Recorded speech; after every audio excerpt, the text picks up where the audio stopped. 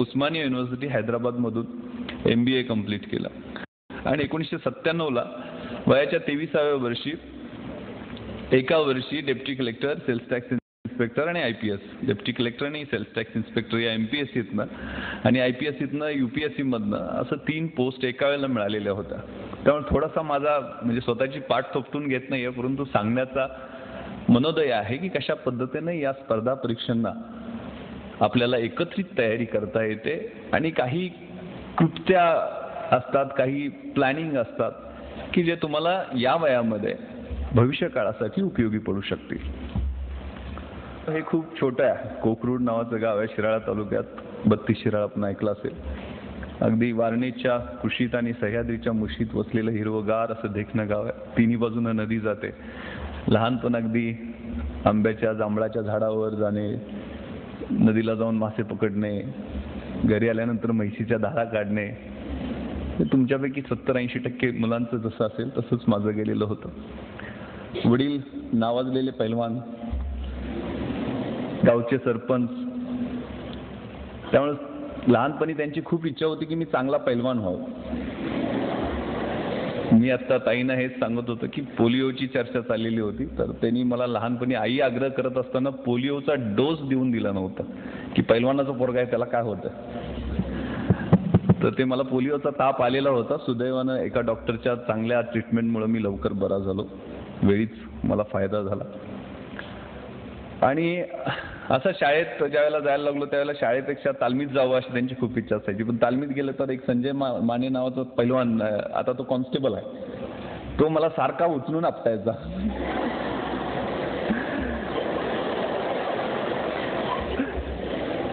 धाक लावणे असा प्रकार म्हणतात. त्यामुळं माझं काय तालमीत चालायचं नाही. तर हे काय कामाचं नाही आहे, हे काय कुस्ती खेळू शकणार नाही, शाळेत जाऊ दे या ॲटिट्यूडनं मला शाळेत पाठवण्यात आलं. मग शाळेत मात्र जरा थोडी पैलवानाचा मुलगा, सरपंचाचा मुलगा म्हणून दादागिरी चालायचीच. मग शाळेत गेल्यानंतर कुठं बसणार मी, तर वर्ग शिक्षिकेच्या खुर्चीवर. कारण शिक्षक तिरक्या डोळ्यानं बघायचे नाहीत, अरे पैलवानाचा पोरगा आहे, सरपंचाचा पोरगा, कशाला नादाला लागायचं त्याच्या. आणि नवीन एक बाई येणार होत्या, पण मी माझ्या नेहमीप्रमाणे स्टाईलमध्ये जाऊन खुर्चीत बसलेलो होतो. 6वीला होतो.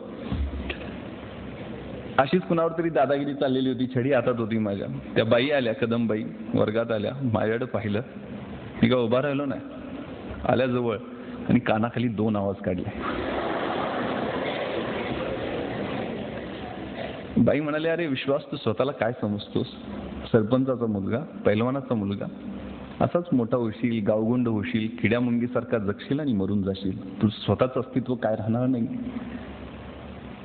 मला ते शब्द झोंबले. माझं स्वतःचं अस्तित्व काय? 6वीला होतो, वय वर्ष 7, 8, 10 असेल काय. आणि पटलं नाही मला की आपल्याला काहीतरी चुकतंय आपलं. घरी गेलो मी, वडिलांना म्हटलं मला शाळेत जायचं नाही, मला माझी ओळख बनवायची. अरे वडील म्हणे शाळा शिकूनच ओळख बनवता येते. म्हटलं मी शाळेत जाणार नाही मी इथल्या. मग कुठं जाणार? तालुक्याच्या ठिकाणी शाळेला जाणार म्हटलं. न्यू इंग्लिश स्कूल 32 शिराळा या ठिकाणी मला ॲडमिशन घेतलं. सकाळी बस पकडायची 8 वाजताची. 18 किलोमीटर असलं तरी रस्ते खूप कच्चे होते, त्यामुळे 1.5-1 तास लागायचा. परत संध्याकाळी 5च्या बसने यायचो परत. वडिलांचंही त्यावेळेला प्रमोशन झालं, ते पंचायत समितीचे सभापती झाले, जिल्हा परिषदेला निवडून येऊन. पण त्यांना मी सक्त बजावून सांगितलं की मला माझी स्वतःची ओळख. PTचे शिक्षक होते, त्यांना कळायचं की पोरगं हुशार आहे, 70-75% मार्क पडत आहेत, तर याला जाण्या येण्याचा वेळ खूप वाया जातोय. मग 17 किलोमीटर, 1 तास संध्याकाळी, 1 तास सकाळी. तर त्यांनी मला सांगितलं की तू विश्वास माझ्या घरी राहा, तुला काय घराचं भाडं द्यायचं असेल, मेसचं पैसे देत येतोस तर घरी माझ्या खर्चाला ते मी काय नाही म्हणत नाही, तुझा स्वाभिमान दुखवत नाही, पण तू घरी राहा, तुझा वेळ वाचेल, माझ्या घरात एक रूम आहे. ठीक आहे म्हटलं सर, जशी तुम्ही म्हणाल. पण सरांना एक सवय होती ती मला माहित नव्हती, ते पहाटे 3 वाजता उठायचे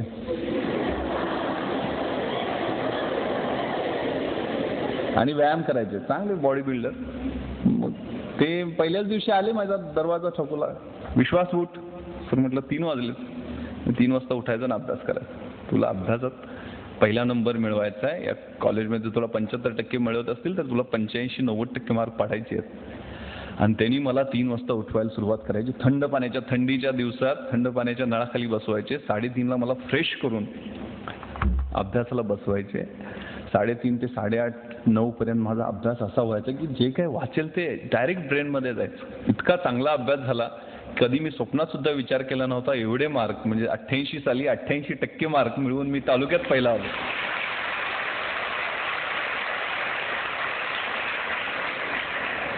फक्त गायकवाड सरांमुळं. मग सगळ्यांना जसं वाटलं ही परीक्षा देता येईल का, विचार एक ठिणगी पडली. मी म्हटलं आनंद बघू आपण रिझल्ट लागल्यावर पाहू. पण 12वीला असतानाच असा विचार, तुमच्याच वयात म्हणजे 12वीतली 10वीतली मुलं आहे की वयाच्या 15व्या-16व्या वर्षी हा विचार यायला लागला की ही परीक्षा आपल्याला द्यायची, मग त्यासाठी काय लागतील ते तयारी करायची. कमी वयात निर्णय घेतल्याचा फायदा होतो. 12वीचा रिझल्ट लागला. मी आत्ताच सांगितलं की मला 91 पॉईंट समथिंग म्हणजे 92%च्या जवळपास मार्क पडले. मात्र इलेक्ट्रॉनिक्स आणि मेकॅनिकल मिळत नव्हतं गव्हर्नमेंट इंजिनिअरिंग कॉलेजला, पण प्रोडक्शन, सिव्हिल, इलेक्ट्रिकल अनेक ब्रँचेसला ॲडमिशन मिळत होतं. आनंदचाही रिझल्ट लागला, त्याला MBBSला मिळाला नाही, 89% त्याला मार्क मिळाले, त्याला BDSला ॲडमिशन मिळत होतं. आम्ही दोघंजण एकत्र बसलो आणि म्हटलं की आपण इंजिनिअरिंग मेडिकल करायचं नाही, आपण आर्ट्सला जायचं, BAला ॲडमिशन घ्यायचं. कुठलेही सुज्ञ पालक किंवा आमचे आई वडील जर जास्त शिकलेले असते, वडील माझे 4थी शिकलेले होते, आनंदचे वडील 7वी शिकलेले होते, सुदैवाने ते कमी शिकलेले असल्यामुळे आमच्या निर्णयाला कोणी विरोध केला नाही. यांना करायचं नाही, काय करायचं म्हणतात, IAS IPS नाही, डेप्टी कलेक्टर DYSP नाही तर फौजदारची परीक्षा तरी द्यायची, काहीतरी सिलेक्शन आपलं होईल, हा ठरवलेला होता, एक प्लॅन केलेला होता. इंग्रजीत एक म्हण आहे की if we fail to plan we plan to fail. जर आयुष्याचा प्लॅन करायला आपण चुकलो ना तर पुढे जाऊन आपण खूप चुकणार असतो, यशस्वी होणार असतो. एक प्लॅन बनवला, एक ट्रॅप बनवला, आपल्या परत समोर एक डू ऑर डाय अशी परिस्थिती निर्माण केली की आपल्याला ही 3 वर्ष आहेत ना कॉलेजची, ती व्यवस्थित प्लॅन करायची आहेत. हा शांततेचा काळ आहे. एक म्हण आहे इंग्रजीत खूप खूप चांगली आहे, मराठीत भाषांतर सांगतो की जर शांततेच्या काळात जास्त घाम गाळला तर युद्धाच्या काळात तुम्हाला कमी रक्त सांडावं लागतं. हा तुमच्या आयुष्यातला शांततेचा काळ आहे, कॉलेजचा दिवस. या कॉलेजच्या दिवसामध्ये जेवढा घाम तुम्ही गाळाल, घाम म्हणजे काय शब्दशः अर्थ घ्यायचा नाहीये, अभ्यास करून जिद्दीनं तळमळून एक एक दिवस जर तुम्ही प्लॅन करून घालवला, तुम्हाला महिन्यात काय करायचंय, वर्षात काय करायचंय ठरवलंय. दंगा मस्ती करायचीच असते कॉलेजला, त्याबद्दल दुमत नाहीये, परंतु आपलं करिअर काय आहे. आपले आई वडील आपल्याला या ठिकाणी पाठवतात, थोडाफार आपल्या पोटाला चिमटा काढून त्यांनी पैसे बाजूला ठेवलेले असतात, त्या पैशाचं काहीतरी चीज करून दाखवायचं, त्या जिद्दीनं ते पाठवत असतात. आपल्या घराचं, आपल्या आई वडिलांचं, आपल्या शिक्षकांचं, या संस्थेचं नाव मोठं करायचं ही जिद्द तुमच्यामध्ये या वयामध्येच असते. आणि हे वय म्हणजे लात मारीन तिथं पाणी काढणारं वय असते. काय ठरवाल ती गोष्ट घडत असते. ते एक मोटिवेशन, स्वतःमध्ये एक किलिंग इन्स्टिंक्ट त्यावेळेला आम्ही बनवून घेतलं. आणि कॉलेजची माझी BAची वर्ष होती, त्याचा प्लॅन मग NCCचं सर्टिफिकेट आपल्याला मिळवायचं आहे. NCCच्या माध्यमातून शूटिंग कॉम्पिटिशनमध्ये आपल्याला गती आहे तर त्याचं गोल्ड मेडल युनिव्हर्सिटीपर्यंत तरी मिळालं पाहिजे. NSSच्या माध्यमातून मास लिटरसी, रुरल रिकन्स्ट्रक्शनचे कॅम्प आयोजित करून त्यात भाग घेणं. पुस्तकं मिळवणं थोडंसं कठीण, काय करावं लागतं काही माहीत नव्हतं, पण त्या पुस्तकाच्या माध्यमातून सगळ्या दिशा कळायला लागल्या. महाराष्ट्र शासनाची SIC नावाची इन्स्टिट्यूट आहे मुंबईमध्ये, ते माहिती मिळालं. तर हे कॉलेजच्या तुमच्या वयात ह्या गोष्टी सुरू केल्या की आपल्याला अशा पद्धतीनं प्लॅनिंग करून यश मिळवायचं, आणि त्यासाठी एक एक दिवसाचा, एक एक रात्रीचा प्लॅन करायला सुरुवात केली. ग्रॅज्युएशनचा रिझल्ट, BAला गोल्ड मेडल मिळालं युनिव्हर्सिटी लेवलला, परत मुंबईला SICला ॲडमिशन मिळालं. तिथं 6 महिने अभ्यास केला, पण पहिल्या अटेम्प्टला प्रिलिम्सलाच नापास झालो. परत डिप्रेशन आलं, पण MPSCची परीक्षा दिलेली होती. आता हे तुम्हाला बऱ्याच मुलांना समजणार नाही, पण MPSC UPSC प्रक्रियेत जी जाणारी मुलं आहेत त्यांच्यासाठी मी मॅडमना आणि सरांना म्हटलं होतं की वेगळं मी बसेन त्या 2-3 तास, त्या मुलांना दिशा कशा पद्धतीनं देता येईल, कसा अभ्यास करायचा MPSC UPSCचा एकत्रित, त्याचा प्लॅन करावा लागेल. पहिल्यांदा MPSCची प्रिलिम पास झालो होतो, मुख्य परीक्षा, विषय कोणते निवडायचे हे कन्फ्युजन. तर नवीन विषय एक सोशॉलॉजी नावाचा घेतला, ज्याची मला ABCD सुद्धा माहीत नव्हती, पण 8 दिवसात अभ्यास करून सुद्धा मला 140 मार्क त्यात पडलेले होते 200 पैकी, जी खूप चांगला स्कोर मानला जातो. आणि रिझल्ट लागला, मुद्दामून ही गोष्ट मी सांगतोय, रिझल्ट लागला, मुख्य परीक्षेत मी पास झालेलो होतो. मग पास झालं म्हटल्यानंतर इंटरव्ह्यूचा कॉल आला.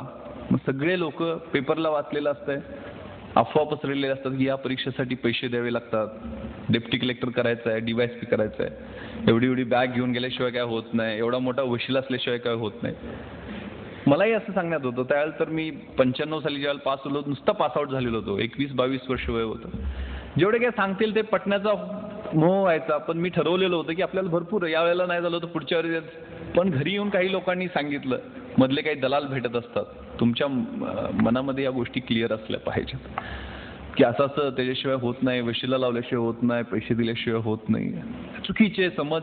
अहो विश्वासराव, तुम्ही आता DYSP झाला, आमचं पोरगं तेवढं 12वी पास झाल्यावर का कॉन्स्टेबल भरती करायचं आहे? मी पण म्हणायचं हो, कारण त्या वेळात मी करतो ना म्हणजे जाता सर्व्हिस जॉईन करणार. आणि ज्यावेळेला रिझल्ट लागला त्यावेळेला कुठलीच पोस्ट मिळाली नव्हती. चुकीच्या मार्गाने गेलेलो होतो, एकही पोस्ट मिळाली नव्हती. फ्रस्ट्रेशन आलेलं होतं. घरी आलो की ग्रामीण भागात कशी परिस्थिती आहे, ज्यावेळेला चांगलं असतं त्यावेळेला सगळेजण कौतुक करायला येतात आणि ज्यावेळेला वाईट होतं, अरे कसं काय झालं रे, येऊन भेटायला, जसे मैताला जातात ना भेटायला, तू तर पास होणार होता, काय झालं. आणि हा पिरियड असा असतो की अपयशामध्ये खूप जवळची लोक सुद्धा सोडून जातात, अगदी हृदयाच्या जवळची सुद्धा सोडून जातात, समजलेलं दिसत नाही.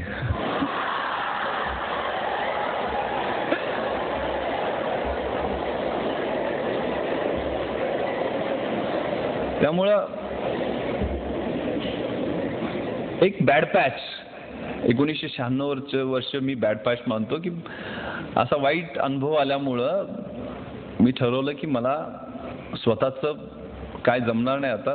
त्यावेळेला जिल्हा परिषद आंबिवली स्टेशन कल्याणच्या समोर आहे, कल्याणच्या पुढं जवळजवळ 80 किलोमीटर, त्या ठिकाणी आत्तेभाऊच्या फ्लॅटवर राहायची सोय झाली.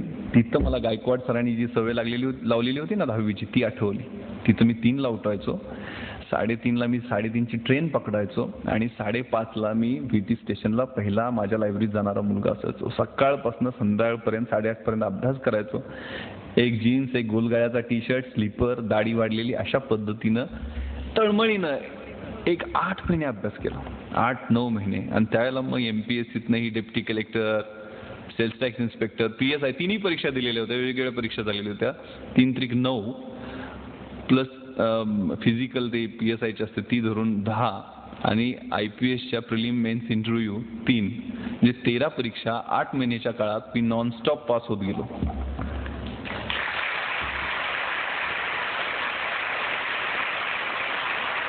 सांगण्याचा उद्देश मी खूप मोठ्या परीक्षा पास झालो, खूप कमी वयात झालो हा नाहीये.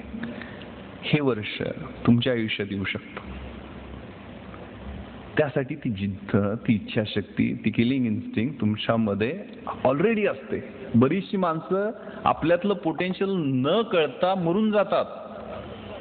खूप मोठं काहीतरी करू शकलेले असतात ते, पण ते न कळता मरून जातात. माझ्या अभ्यासाच्या डायरीवरती, अजूनही ती माझ्या गावाकडच्या लायब्ररीत डायरी आहे, पहिल्या पानावरती मी एक कविता लिहिलेली होती, मला खूप आवडलेली होती. द पोएम ऑफ ला मांचा, जपानी माणसांची कविता. To dream the impossible dream, जे अशक्य वाटते ते स्वप्न मला पाहायचं. टू फाईट द अनबिटेबल फो, ज्या शत्रूचा कोणी पराभव करू शकत नाहीये त्या शत्रूला मला हरवायचं आहे. To beer with unbearable sorrow, कुणालाही सहन होत नाही ते दुःख मला सहन करायचं आहे. To run where the brave dare not to go, ज्या ठिकाणी धाडशी माणसं जाण्याचं धाडस करत नाहीत त्या ठिकाणी जाऊन मला धावायचं आहे. To love the pure and chaste from afar, to right the unforgivable wrong, to try when your arms are too weary. ज्यावेळेला माझे भाऊ थकलेले आहेत, माझे पाय थकले आहेत, हात थकलेले आहेत, शरीर थकलंय, त्यावेळेला मला समोर एव्हरेस्ट दिसतंय, त्यावेळेला मला माझं एक एक पाऊल त्या एव्हरेस्टच्या दिशेनं टाकायचं आहे. To reach that unreachable star, तो स्टार मला गाठायचा आहे. This is my quest, to follow that star no matter hopeless, no matter how far. To fight for the right without questions, without pause, to be willing to march into the hell for heavenly cause. मला सत्यासाठी झगडायचं आहे, संघर्ष करायचा आहे, कुठलाही प्रश्न त्यासाठी विचारायचा नाही, कुठलाही थांबा घ्यायचा नाहीये. माझी नरकात जायची सुद्धा तयारी आहे, पण त्याला कारण स्वर्गीय असलं पाहिजे.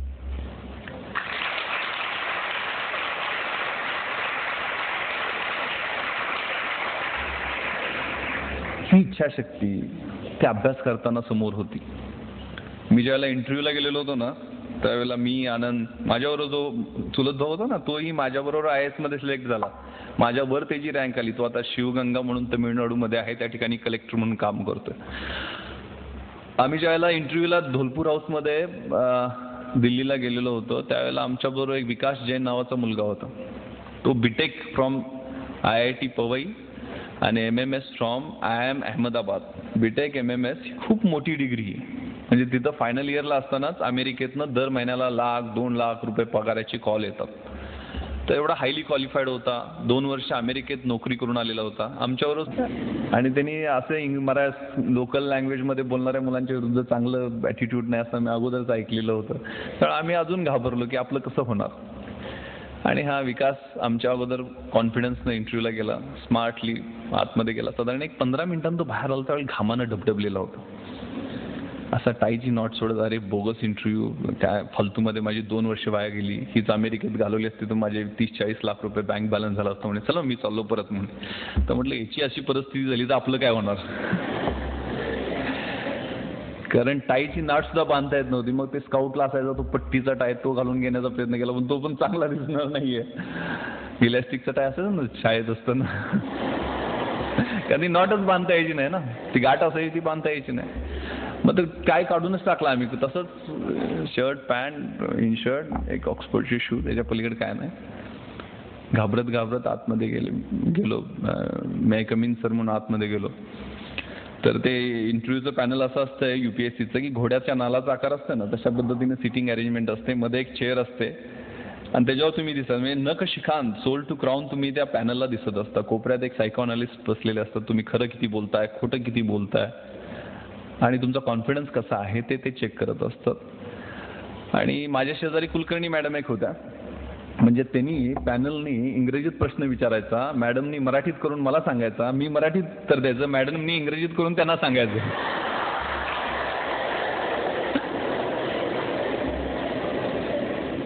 अशी दळभद्री परिस्थिती.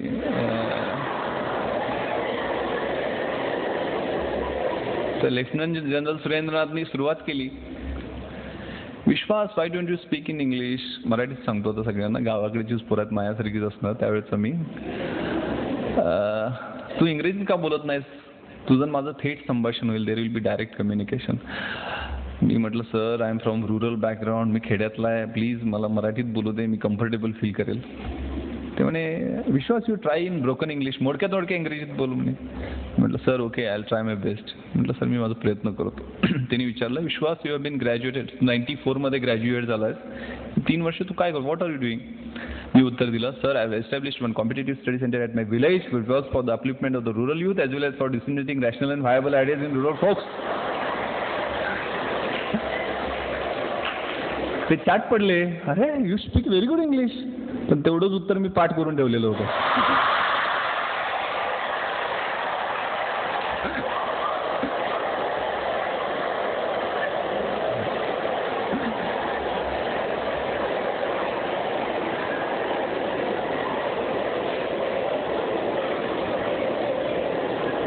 कारण ग्रॅज्युएट झाल्यानंतर 2-3 वर्ष काय करतो सगळ्यांना प्रश्न विचारतात, मलाही विचारणार, मला माहित होतं त्यामुळे पाठ करून ठेवलेलं होतं.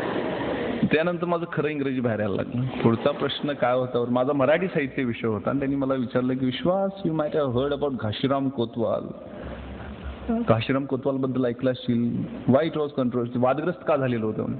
मी उत्तर दिलं sir Ghashiram Kotwal was drama written by Vijay Tendulkar and it was controversial because Nana Fadnis was shown as behind women person. आता त्यांना behind women चा अर्थच कळेल ना. मग त्या मॅडमनं मी सांगितलं स्त्रीलंपटचं भाषांतर करून द्या. मग ते त्यांनी वुमनायझर म्हणून भाषांतर, म्हणजे असं माझं जमेल तसं पुढे ढकलायला लागला. पण माझ्या एरिया ऑफ इंटरेस्टमध्ये ज्या वेळेला इंटरव्ह्यू आला, माझा छंद जो होता तो organising rural youth for mass development, ग्रामीण भागातील युवकांचं रचनात्मक कार्यक्रमांसाठी संघटन. आणि त्यासाठी मी सगळ्या गोष्टी खेड्यातल्या असल्यामुळं खेड्यातल्या गोष्टी स्वतः केलेल्या होत्या. मला ग्रामीण भागातले प्रश्न चांगल्या पद्धतीनं माहीत होते कारण मी त्याचा प्लॅन केलेला होता. आपल्याला याचा सब क्वेश्चन्स हा असू शकतो, शूटिंगच्या संदर्भात सगळी तयारी केलेली होती. त्यामुळे मला सगळे प्रश्न उपप्रश्न जे अपेक्षित होते ते विचारले गेले. जसे जमतील तसे मराठी, हिंदी, इंग्रजीत ते प्रश्नांची उत्तरं मी दिली. शेवटचा प्रश्न त्यांनी विचारला होता तो खूप मला महत्त्वाचा वाटतो आणि मला त्यांनी मार्क्स जास्त दिले असतील असं वाटतं. त्यांनी हिंदीत विचारलेलं होतं लेफ्टनंट जनरल सुरेंद्रनाथनी कि विश्वास इस दुनिया में तुम क्यों आए, इस दुनिया में आने का तुम्हारा मकसद क्या. तर काय उत्तर, मी तर स्वतःहून आलेलं नाही, आई वडिलांनी आणलं. काय उत्तर द्यावं. काय म्हणजे कलेक्टर झालो तर ग्रामीण भागातले प्रश्न सोडवेन, लोकांच्या समस्या सोडवेन, गरिबांचे अश्रू पुसण्याचं काम करेन, असं काहीतरी उत्तर दिलं असतं तर ते बोगस नकली वाटलं असतं. मी क्षणभर माझ्या भूतकाळाकडे पाहिलं, मला बाहेर बसलेला आनंद दिसला, तोही इंटरव्ह्यूसाठी आलेला होता. भूतकाळाकडे पाहिलं, पूर्ण भूतकाळाचं पुनर्विलोकन केलं आणि उत्तर दिलं, sir I have come here to struggle. मी या ठिकाणी संघर्ष करायला आलोय. आत्तापर्यंत प्रतिकूल परिस्थितीशी संघर्ष करत इथंपर्यंत पोहोचलोय आणि इथं तुम्ही मला जर सिस्टममध्ये येण्याची संधी दिली तर सिस्टममधल्या वाईट गोष्टींच्या विरुद्ध संघर्ष करायची इच्छा. ते उत्तर त्यांना अपील झालं. आणि ज्या ठिकाणी मी म्हटलं होतं ना मगाशी, विकास जैन, अमेरिकेतली BTech MMS हायली क्वालिफाईड, मी BA इतिहास शिवाजी विद्यापीठ कोल्हापूर. तो हायली क्वालिफाईड मुलगा, त्याला पहिला प्रश्न विचारला की तू अमेरिकेतली 2 लाख रुपये पर महिन्याची नोकरी सोडून इथं 10,000 रुपये पर महिन्याची नोकरी पकडायला कशासाठी आलास? त्याला त्याचं उत्तर व्यवस्थित देता आलं नाही. त्याच्या इंटिग्रिटीबद्दल, त्याच्या ऑनेस्टीबद्दल, त्याच्या प्रामाणिकपणाबद्दल क्वेश्चन मार्क तयार झाला. आणि पुढचे त्याला प्रश्न विचारले की तुझ्या टाईममध्ये इन्ग्रेडियंट्स कोणते आहेत, त्यात नायलॉन किती % आहे, पॉलिस्टर कसं किती % आहे, मग ते टेरिलिन कसं बनवतात, म्हणजे अतिशय इरिलेव्हंट असंबद्ध प्रश्न त्याला विचारले गेले आणि जाणीवपूर्वक त्याचा इंटरव्ह्यू फ्लॉप करण्यात आला.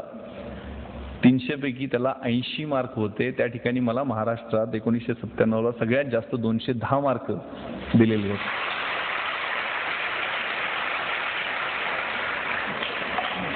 सांगण्याचा उद्देश एवढाच आहे, झाकली मूठ 1.25 लाखाची ठेवू नका. ओपन अप, बी पॉझिटिव्ह. आपल्यामध्ये असते ते, आपल्यामध्ये पोटेन्शियल असतं. एका अणूमध्ये जर विश्व उद्ध्वस्त करण्याची शक्ती असेल तर आपल्याला 2 हात, 2 पाय, 2 डोळे, सगळं चांगलं फिट शरीर दिलेलं आहे. अभ्यास करून कुणाच्या अंगाला भोकं पडलेत किंवा कोण मेलाय असं मी काय ऐकलेलं नाहीये. ही संधी आहे. जसं जमेल तसं प्रामाणिकपणे सांगत गेलो आणि यश मिळत गेलो. त्यामुळं हा वेळ आहे ना, हा खूप महत्वाचा आहे. तुमच्या आयुष्यातला कन्स्ट्रक्टिव्ह पिरियड आहे. मात्र इथं वळणही वेगळं लागू शकतं. या वयात अनेक काय म्हणतात ते 16 वर्ष धोक्याचं,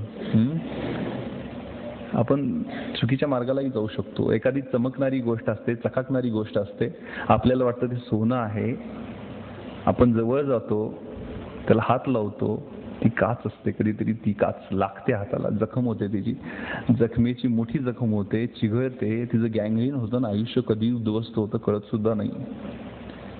थोडंसं सावधान. अगदी काय सदासेवी अरण्य तारुण्य काही करण्याची आवश्यकता नाही आहे. थोडं आपल्याला ज्यासाठी पाठवलेलं आहे घरून, आपले शिक्षक आपल्याची जे अपेक्षा करतायत त्यासाठी वेळ दिला पाहिजे, त्यासाठी प्लॅन केला पाहिजे. एक चांगला शेर मला SMS वरती पाठवलेला होता कोणीतरी परवा, खूप चांगला, कि मंजिलें उन्हीं को मिलती है जिनके सपनों में जान होती है, यूं ही पंख होने से कुछ भी नहीं होता, हौसलों से उड़ान होती है.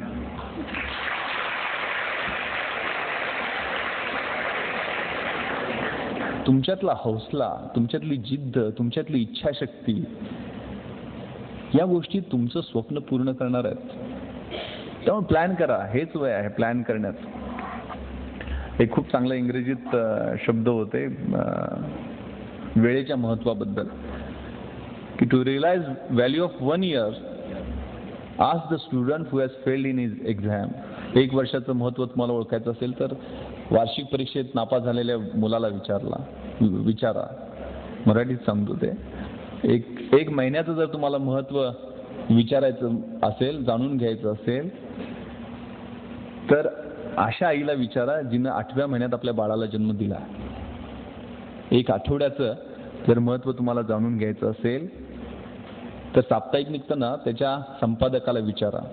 एका दिवसाचं महत्त्व तुम्हाला जाणून घ्यायचं असेल तर रोजंदारीवर कामाला जाणाऱ्या, रोजगार करणाऱ्या कामगाराला विचारा, ज्याची घरात 6 मुलं जेवण्यासाठी वाट पाहत असतात. 1 तासाचं महत्त्व तुम्हाला थोड्या दिवसानं कळेल किंवा काही जणांना आत्ताही कळलेलं असेल. Ask the lovers who are waiting to meet.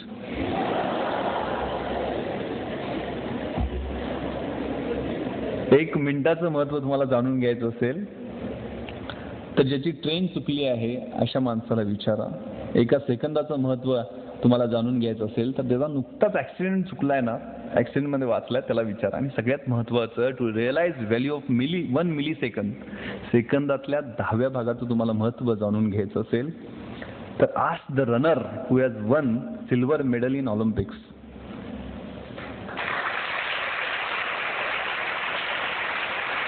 Escaped were not attained by sudden flight, but while their companions were asleep, they were toiling upwards in the night.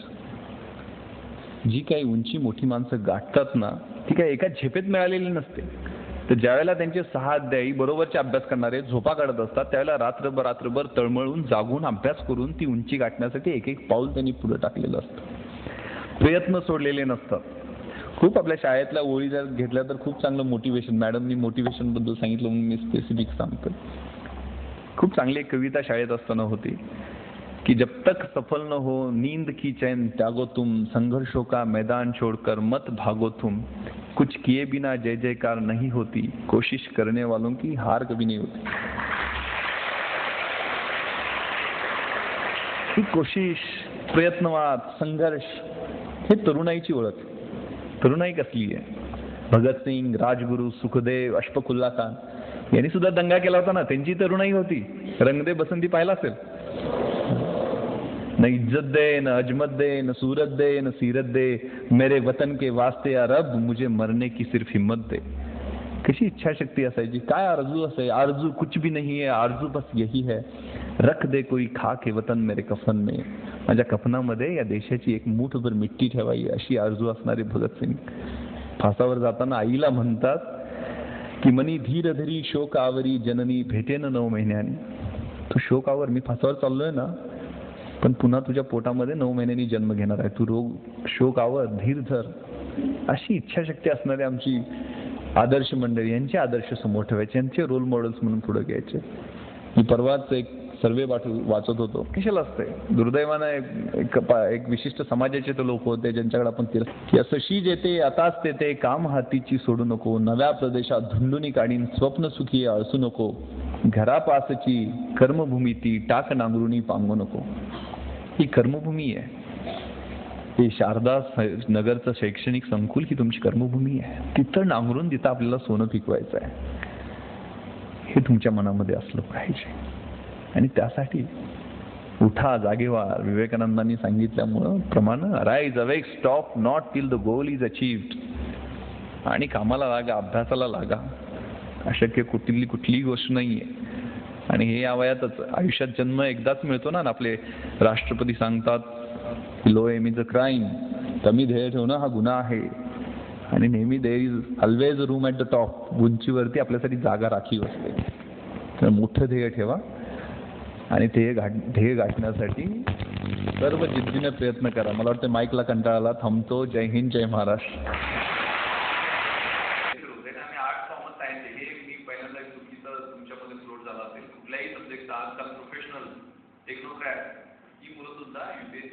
मोठ्या प्रमाणात करायला लागले. ॲग्रिकल्चरचं एमपीएससी मध्ये पूर्ण डॉमिनेशन असतं, आयआयटीचं यूपीएससी मध्ये domination असतंय. पण आपल्या आवडीचे विषय ज्याच्यात गती आहे या गोष्टीची पूर्ण माहिती झाल्याशिवाय ब्लाइंडली या परीक्षेत पडू नये.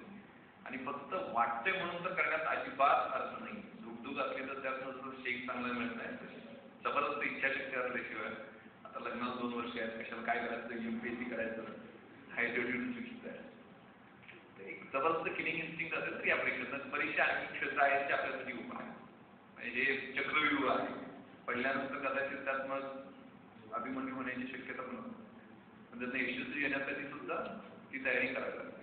नेक्स्ट तेच बेसिक आहे. जनरल स्टडीजचे 2 जे पेपर असतात 300 मार्काचे, तुम्ही जे आता अभ्यासना आहे तुमच्या general science, geography, history, general awareness, mathematics, geometry, या सगळ्या बेसिक ज्या गोष्टी आहेत त्यात पुढे मग जनरल स्टेटमध्ये आहे. इकडं एमपीएससी ॲग्रिकल्चर हा वेगळा विषय, ॲग्रिकल्चर मुलांसाठी जनरल स्टेटमध्ये पाणी आणि हा कॉमर्सचे विषय. तर ते कमी वयात लवकर सुरुवात केली पाहिजे. लास्ट क्वेश्चन सर, इथे एक शेवटचा प्रश्न. या सगळ्या क्षेत्रामध्ये काम करत असताना सर असा एक प्रसंग सांगा की तो प्रसंगामध्ये तो महिलेच्या बाबतीत घडलेला आहे आणि त्या महिलेने जर ही प्रिकॉशन घेतली असते तर कदाचित ती त्या प्रसंगामध्ये ती बळी ठरली नसती. असं काही तुम्ही, किंवा आमच्या मुलींना म्हणजे मी बाहेरच्या जगात वावरताना काय बेसिक काळजी घेतली पाहिजे की मी कुणाचा बळी ठरल्या जाऊ नये किंवा एखादा प्रसंग असा की जी स्त्री जर तिने काही काळजी घेतली तर कदाचित टपून जाणार नसता किंवा ती बळी ठरू नये असा काही प्रसंग सांगू शकतो. रोज डे टू डे लाईफ मध्ये प्रसंग येतात की त्यामध्ये सगळी जनरल प्रिकॉशन्स घेतली तर आपल्या घरातले जे होणारे वाईट प्रसंग आहेत विशेषतः प्रॉपर्टी